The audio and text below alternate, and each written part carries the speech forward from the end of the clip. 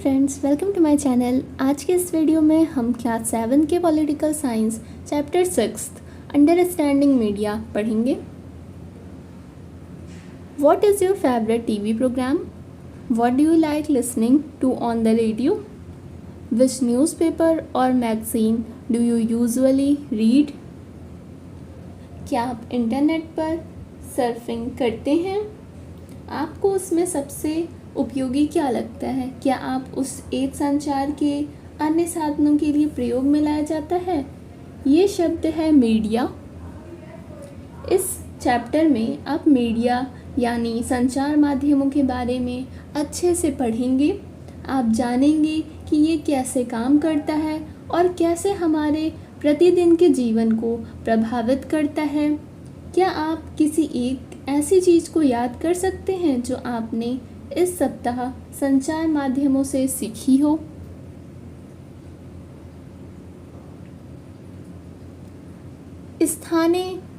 स्थानीय मेले के दुकान से लेकर टीवी के कार्यक्रम तक जो आप देखते हैं, इन सबको संचार माध्यम यानी मीडिया कहा जा सकता है।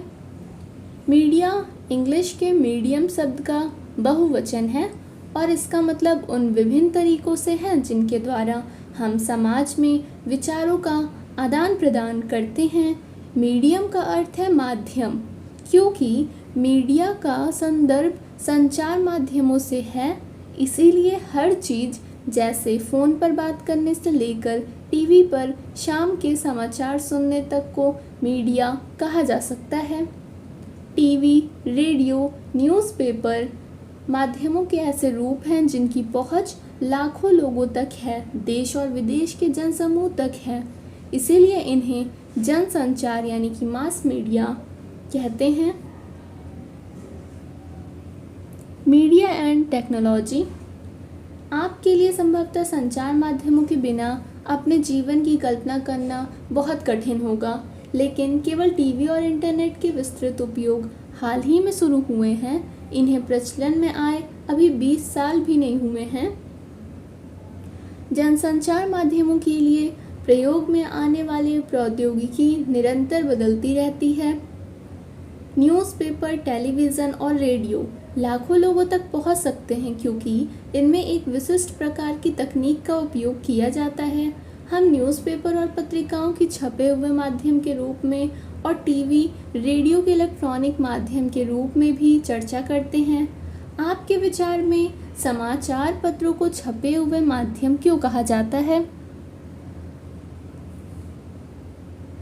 एक चित्रकार की नज़र में बाइबल के फर्स्ट पेज की छपाई करते हुए ये गुटेनबर्ग की पिक्चर है। आगे पढ़ने पर आपको पता चलेगा कि ये नाम संचार माध्यमों द्वारा प्रयोग में लाई जा रही है, तकनीक से संबंधित है। नीचे दिए गए चित्रों से आपको पता चलेगा कि पिछले सालों में जनसंचार माध्यम के इस्तेमाल में लाई जा रही है, तकनीक किस प्रकार बदली और आज भी बदलती जा रही है। तकनीक और मशीनों को बदलकर अत्याधुनिक बनाने से संचार माध्यमों को अधिक लोगों तक पहुंचने में मदद मिलती है। इससे ध्वनि और चित्रों की गुणवत्ता में भी सुधार आता है, लेकिन तकनीक इससे भी अधिक कुछ करती है। ये हमारे जीवन के बारे में सोचने के ढंग में परिवर्तन लाती है, जैसे कि आज हमारे लिए टेलीविज़न के बिना जीवन की कल्पना करना कठिन है। टेलीविज़न के कारण हम अपने आप को विश्व समाज का एक सदस्य समझने लगे हैं। टेलीविज़न में प्रदर्शित चित्र सैटेलाइट और केबल के विस्तृत जाल के माध्यम से अत्यंत सुदूर क्षेत्रों तक पहुंचाए जाते हैं। इसके कारण हम संसार के अन्य भागों के समाचार और मनोरंजक कार्यक्रम देख पाते हैं। आप टीवी पर जो कार्टून देखते हैं वो जापान या संयुक्त राज्य अमेरिका के होते हैं। अब हम चेन्नई या जम्मू में बैठकर अमेरिका में फ्लोरिडा के समुद्री तूफान की छवियों को देख सकते हैं। टेलीविज़न ने दुनिया को बहुत पास ला दिया है। ये 1940s का इलेक्ट्रॉनिक टाइपराइटर के आ जाने से पत्रकारिता की दुनिया में एक बड़ा बदलाव आया था। Media and money. जनसंचार द्वारा उपयोग में लाई जाने वाली अलग अलग तकनीकें बहुत खर्चीली है। जरा टीवी स्टूडियो के बारे में सोचिए, जहां पर समाचार वाचक बैठता है। इसमें लाइट, कैमरा, ध्वनि रिकॉर्ड करने के यंत्र, संप्रेषण के लिए सैटेलाइट वहां आदि सब मौजूद रहते हैं। इन सभी का मूल्य बहुत अधिक होता है। समाचार के स्टूडियो में केवल समाचार वाचक को ही वेतन नहीं दिया जाता, बल्कि और बहुत सारे लोग हैं जो प्रसारण में सहायक होते हैं। इसमें वे लोग सम्मिलित हैं जो कैमरे और प्रकाश की व्यवस्था करते हैं, जैसा कि आपने अभी पढ़ा। जनसंचार माध्यम निरंतर बदलते रहते हैं, इसीलिए नवीनतम तकनीक जुटाने पर भी बहुत धन व्यय होता है। इन खर्चों के कारण जनसंचार माध्यमों को अपना काम करने के लिए बहुत अधिक धन की आवश्यकता होती है। अधिकांश टीवी चैनल और समाचार पत्र किसी बड़े व्यापारिक प्रतिष्ठान का भाग होते हैं। जनसंचार माध्यम लगातार धन कमाने के अलग अलग तरीकों के बारे में सोचते रहते हैं। एक तरीका जिसके द्वारा जनसंचार माध्यम धन अर्जित करते हैं विभिन्न वस्तुओं के विज्ञापन का है, जैसे कारें, चॉकलेट, कपड़े, मोबाइल फ़ोन इत्यादि। आपने ध्यान दिया होगा कि अपने प्रिय टेलीविज़न कार्यक्रम को देखते हुए आपको ऐसे अनेक विज्ञापन देखने पड़ते हैं। टेलीविज़न पर क्रिकेट का मैच देखते हुए भी हर ओवर के बाद बार बार वही एड या विज्ञापन दिखाए जाते हैं। इस तरह हमेशा बार बार आप उन्हीं छवियों को देखते हैं, जैसा कि आप आगे के चैप्टर में पढ़ेंगे। विज्ञापनों की बार बार आवृत्ति इस आशा से की जाती है कि आप बाहर जाकर विज्ञापित वस्तुओं को खरीदेंगे। एक टीवी चैनल में 10 सेकंड के लिए विज्ञापन देने का मूल्य उसकी लोकप्रियता और समय के आधार पर 1000 रुपये से 1 लाख रुपए के बीच पड़ता है। Media and democracy. लोकतंत्र में देश और संसार के बारे में समाचार देने और उनमें होने वाली घटनाओं पर चर्चा करने में संचार माध्यमों की भूमिका बहुत महत्वपूर्ण है। जैसे कि संचार माध्यमों से नागरिक जान सकते हैं कि सरकार किस प्रकार काम कर रही है। यदि लोग चाहें तो इन समाचारों के आधार पर कार्रवाई भी कर सकते हैं। ऐसा भी संबंधित मंत्री को पत्र लिखकर, सार्वजनिक विरोध आयोजित करके, हस्ताक्षर अभियान आदि चलाकर सरकार से पुनः उसके कार्यक्रम पर विचार करने का आग्रह कर सकते हैं। जानकारी देने के संबंध में संचार माध्यम की महत्वपूर्ण भूमिका को देखते हुए यह आवश्यक है कि जानकारी संतुलित होनी चाहिए। आइए और हम इसके बारे में एक ही समाचार के 2 अलग अलग रूपों को पढ़कर समझें कि संतुलित संचार माध्यम का क्या मतलब है, क्या तात्पर्य है। The print media offers a large variety of information to suit the tastes of different readers. News of India report. प्रदूषण फैलाने वाले कारखानों पर वज्रपात, विरोधियों द्वारा चक्का जाम, यातायात रुका। Block roads, protesters and disrupt traffic. कारखानों के मालिकों और मजदूरों के हिंसात्मक विरोध ने आज शहर की गतिविधियों को रोक कर रख दिया। सड़कों पर वाहनों के विशाल जाम लगने के कारण लोग समय से अपने काम पर नहीं पहुंच सके। कारखाना मालिक और मजदूर सरकार की प्रदूषण फैलाने वाली इकाइयों को बंद करने के निर्णय का विरोध कर रहे हैं। यद्यपि सरकार ने ये निर्णय कुछ जल्दबाजी में लिया है, लेकिन विरोधियों को काफ़ी समय से ये पता था कि उनकी इकाइयां गैर कानूनी हैं। इन इकाइयों को बंद होने से शहर में प्रदूषण का स्तर काफ़ी कम हो जाएगा। शहर के गणमान्य नागरिक श्री जैन ने कहा, हमारा शहर भारत के लिए व्यावसायिक केंद्र के रूप में स्थापित होता जा रहा है। इसके साथ साथ ये भी आवश्यक है कि शहर साफ और हरा भरा रहे। प्रदूषण फैलाने वाले कारखानों को हटाया जाना चाहिए।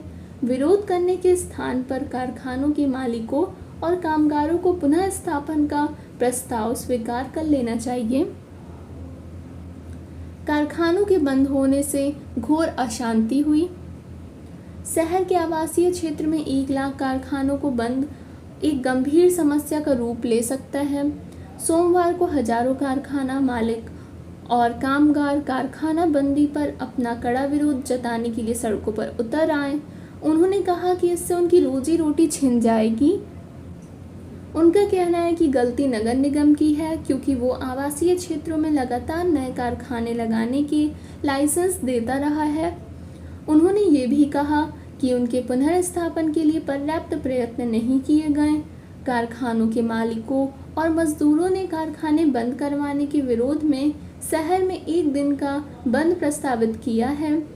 एक कारखाने के मालिक श्री शर्मा ने कहा, सरकार कहती है कि उसने हमारे पुनर्स्थापन के लिए बहुत कार्य किया है, लेकिन जिस प्रकार के क्षेत्र वो हमें दे रही है वहाँ किसी प्रकार की सुविधाएं नहीं हैं और पिछले 5 सालों में वहाँ कोई विकास कार्य नहीं हुआ है। वास्तविकता तो ये है कि यदि आप इनमें से केवल एक समाचार पत्र पढ़ेंगे तो विषय का एक ही पक्ष जान पाएंगे। यदि आपने न्यूज़ ऑफ इंडिया पढ़ा होता तो आपको विरोधियों की बातें व्यर्थ उत्पात लगती। उनका यातायात व्यवस्था में बाधा उत्पन्न करना और अपने कारखानों से शहर में प्रदूषण फैलाते रहना आपके मन में उनकी बुरी छवि अंकित करता। दूसरी ओर यदि आपने इंडिया डेली पढ़ा होता तो आप जानते कि कारखाने बंद होने पर बहुत से लोग अपनी रोजी रोटी खो देंगे, क्योंकि पुनः स्थापन के प्रयास अपर्याप्त हैं। इन दोनों में से एक भी विवरण संतुलित नहीं है। संतुलित रिपोर्ट वो होती है जिसमें किसी भी विषय पर हर दृष्टिकोण से चर्चा की जाती है, फिर पाठकों को स्वयं अपनी राय बनाने के लिए स्वतंत्र छोड़ दिया जाता है। संतुलित रिपोर्ट लिख पाना संचार माध्यमों के स्वतंत्र होने पर निर्भर करता है। स्वतंत्र संचार माध्यमों से तात्पर्य ये है कि उनके द्वारा दिए जाने वाला समाचारों और कोई भी नियंत्रित या प्रभावित ना करे। समाचार का विवरण देने में कोई भी उन्हें निर्देशित ना करे कि उसमें क्या सम्मिलित किया जाना है और क्या नहीं। लोकतंत्र में स्वतंत्र संचार माध्यमों का होना अत्यंत महत्वपूर्ण है, जैसा कि आपने पढ़ा। संचार माध्यमों द्वारा प्रदान की गई जानकारी के आधार पर ही हम नागरिकों के रूप में कार्रवाई करते हैं। इसलिए यह आवश्यक है कि ये जानकारी विश्वसनीय और तटस्थ हो। तथ्य तो ये है कि संचार माध्यम स्वतंत्र नहीं है। इसके मुख्यतः 2 कारण हैं। पहला कारण है सरकार का उन पर नियंत्रण। जब सरकार समाचार के किसी अंश, फिल्म के किसी दृश्य या गीत के किसी अभिव्यक्ति को जन समुदाय तक पहुंचने से प्रतिबंधित करती है तो इसे सेंसरशिप कहते हैं। भारत के इतिहास में ऐसे समय भी आए हैं जब सरकार ने संचार माध्यमों के ऊपर सेंसर लगाया। इसमें सबसे बुरा समय 1975 से 1977 तक का आपातकाल का था। What does TV do to us and what can we do with TV? बहुत से घरों में अधिकांश समय टीवी चलता ही रहता है। आज के टाइम फ़ोन हमारे चारों ओर की दुनिया के बारे में हमारे बहुत से विचार जो कुछ हम टीवी पर देखते हैं उसी से बनते हैं। ये दुनिया को देखने वाली एक खिड़की की तरह है। आपके विचार में ये हमें कैसे प्रभावित करता है? टीवी में कई प्रकार के कार्यक्रम हैं। सास भी कभी बहू थी जैसे पारिवारिक धारावाहिक, खेल कार्यक्रम जैसे कौन बनेगा करोड़पति, वास्तविक जीवन को दर्शाने वाले कार्यक्रम जैसे बिग बॉस, समाचार, खेल और कार्टून। हर कार्यक्रम के पहले, बीच में और अंत में ऐड होते हैं, क्योंकि टीवी का समय बहुत महंगा होता है। इसीलिए केवल वे ही कार्यक्रम दिखाए जाते हैं जो अधिकतम दर्शकों को आकर्षित कर सके। आपके विचार से ऐसे कौन से कार्यक्रम हो सकते हैं? उन चीज़ों के बारे में सोचिए जो टीवी में दिखाई जाती है या नहीं दिखाई जाती। टीवी हमें अमीरों के जीवन के बारे में अधिक दिखाता है या गरीबों के? हमें ये सोचने की ज़रूरत है कि टीवी का हम पर क्या प्रभाव पड़ता है। ये दुनिया के बारे में हमारे दृष्टिकोण, हमारे विश्वासों, हमारे रुख और मूल्यों को कैसे बनाता है। हमें ये समझने की ज़रूरत है कि ये हमें संसार का अधूरा दृश्य ही दिखाता है।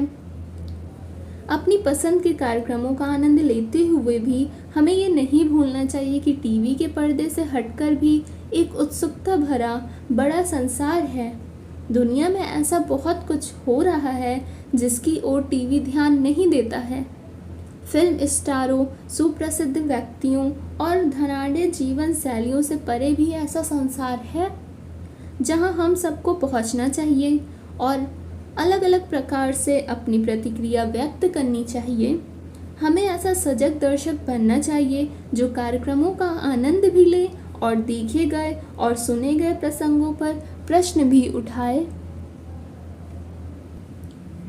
समाचार पत्र संतुलित विवरण देने में असफल रहते हैं। इसके कारण बहुत जटिल है। संचार माध्यमों के विषय में शोध करने वाले लोगों का कहना है कि ऐसा इसलिए है क्योंकि संचार माध्यमों पर व्यापारिक प्रतिष्ठानों का नियंत्रण है। कई बार किसी विवरण के एक पक्ष पर ही ध्यान केंद्रित कराना इनके हित में होता है। संचार माध्यमों द्वारा निरंतर धन की आवश्यकता और उनके लिए विज्ञापनों पर निर्भरता के कारण भी उन लोगों के विरोध में लिखना कठिन हो जाता है जो विज्ञापन देते हैं। इसीलिए व्यापार से गहन जुड़ाव होने के कारण अब संचार माध्यमों को स्वतंत्र नहीं समझा जा सकता है। इसके अतिरिक्त संचार माध्यम किसी मुद्दे के खास पक्ष पर इसलिए भी ध्यान केंद्रित करते हैं क्योंकि उसे विश्वास है कि इससे विवरण रुचिकर हो जाएगा। इसी तरह यदि वे किसी विषय पर जन समर्थन बढ़ाना चाहते हैं तो भी मुद्दे के एक पक्ष पर ही ध्यान केंद्रित करते हैं। Setting agendas. किन घटनाओं पर ध्यान केंद्रित किया जाए, इसमें भी संचार माध्यमों की महत्वपूर्ण भूमिका रहती है और इसी के आधार पर वो तय कर देते हैं कि क्या समाचार में दिए जाने योग्य है। जैसे उदाहरण के लिए आपके स्कूल के वार्षिकोत्सव की खबर शायद समाचार में दिए जाने योग्य नहीं होगी, लेकिन यदि कोई प्रसिद्ध अभिनेता उसमें मुख्य अतिथि के रूप में आमंत्रित हो तो संचार माध्यमों की रुचि इसे समाचारों में सम्मिलित करने में हो सकती है। कुछ खास विषयों पर ध्यान केंद्रित करके संचार माध्यम हमारे विचारों, भावनाओं और कार्यों को प्रभावित करता है और हमारा ध्यान उन मुद्दों की ओर आकर्षित करते हैं।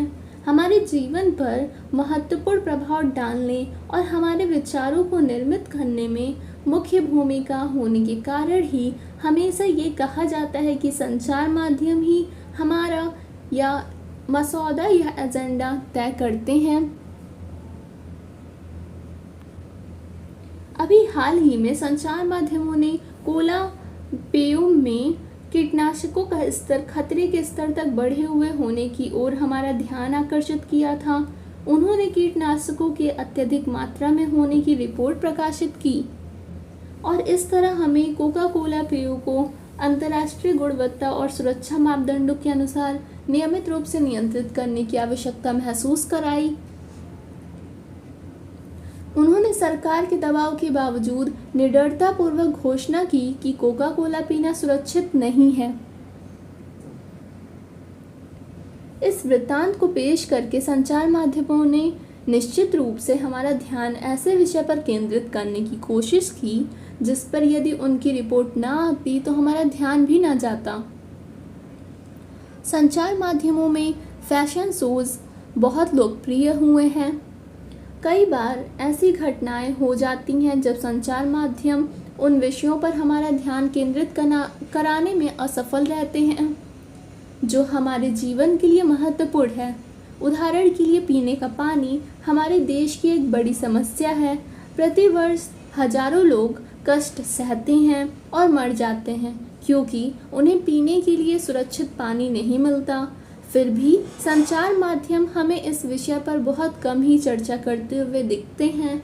एक सुविख्यात भारतीय पत्रकार ने लिखा है कि कैसे वस्त्रों को नया रूप आकर देने वाले डिजाइनरों ने फैशन वीक में धनवानों के समक्ष अपने नए वस्त्र प्रदर्शित करके सभी समाचार पत्रों के मुख्य पृष्ठ पर स्थान पा लिया, जबकि उसी सप्ताह मुंबई में अनेक झोपड़पट्टियों को गिरा कर दिया गया, पर किसी ने इस पर जरा सा भी ध्यान नहीं दिया।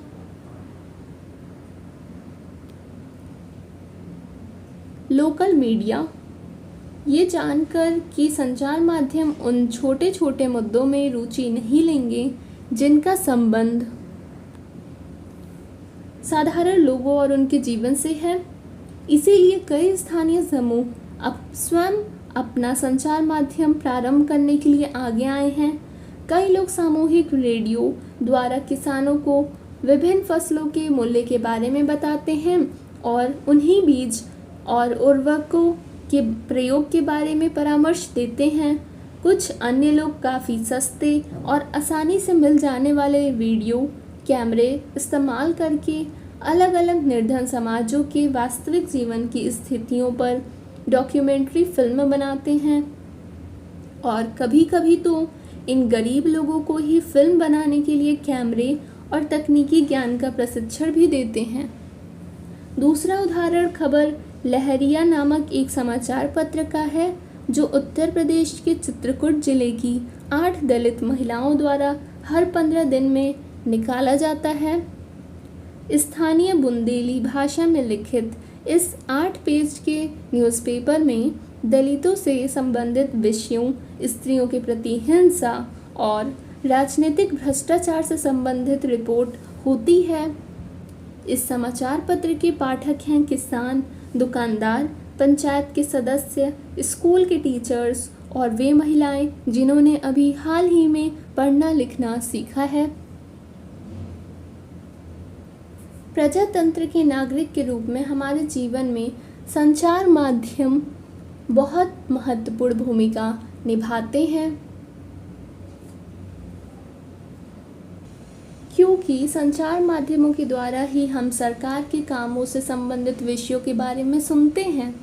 संचार माध्यम निश्चित करते हैं कि किन बातों पर ध्यान केंद्रित किया जाना चाहिए और इस तरह वो एजेंडा निश्चित कर देते हैं। यदि कभी सरकार चाहे तो संचार माध्यम को किसी घटना की खबर छापने से रोक सकती है। इसे सेंसरशिप कहा जाता है। आजकल संचार माध्यम और व्यापार का घनिष्ठ संबंध होने से हमेशा संतुलित रिपोर्ट का प्रकाश में आना कठिन है। इसे ध्यान में रखते हुए हमारे लिए ये सजगता महत्वपूर्ण है कि समाचार से प्राप्त तथ्यात्मक जानकारी भी हमेशा पूर्ण नहीं होती है और एक पक्षीय हो सकती है। अतः हमें समाचार के विश्लेषण के लिए कई प्रश्न पूछने चाहिए। इस रिपोर्ट से मुझे कौन सी जानकारी मिल रही है, कौन सी आवश्यक जानकारी नहीं दी जा रही है, ये लेख किसके दृष्टिकोण से लिखा गया है, whose point of view is being left out and why। Social advertising, सरकार व निजी संस्थाएं ऐसे विज्ञापन भी बनाती है जिनसे समाज में किसी बड़े संदेश का प्रसारण हो सके। ये सामाजिक विज्ञापन कहलाते हैं। यहाँ असुरक्षित रेलवे क्रॉसिंग को पार करने से संबंधित सामाजिक विज्ञापन प्रस्तुत है।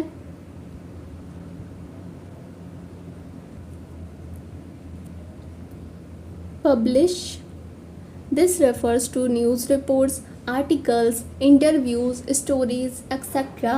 that are printed in newspapers, magazines and books for a wide audience to read। इससे प्रकाशित का मतलब समाचार रिपोर्टों, लेखों, साक्षात्कार, विवरण आदि से है जिन्हें समाचार पत्रों, पत्रिकाओं और पुस्तकों में छापा जाता है जिससे उन्हें बहुत अधिक लोग पढ़ सकें। Censorship, this refers to the powers that government has to disallow media from publishing or showing certain stories। Censorship का मतलब सरकार की उस शक्ति या अधिकार से है जिसके अंतर्गत सरकार कुछ विवरण प्रकाशित करने या प्रदर्शित करने पर रोक लगा सकती है। Broadcast, in this chapter this word is used to refer to a TV or radio program that is widely transmitted। इस चैप्टर में इस शब्द का प्रयोग टीवी और रेडियो के कार्यक्रमों के संबंध में हुआ है जिनको बहुत बड़े क्षेत्र में प्रेषित किया जाता है, उसको प्रसारण कहते हैं। Public protest. When a large number of people come together and openly state their opposition to some issue, organizing a rally, starting a signature campaign, blocking roads, etc., are some of the ways in which this is done. सार्वजनिक विरोध, इसमें विशाल संख्या में लोग एकजुट होकर किसी विषय पर खुले रूप में अपना विरोध प्रकट करते हैं। यह हमेशा रैली आयोजन, हस्ताक्षर अभियान और सड़कों को अवरुद्ध करके किया जाता है।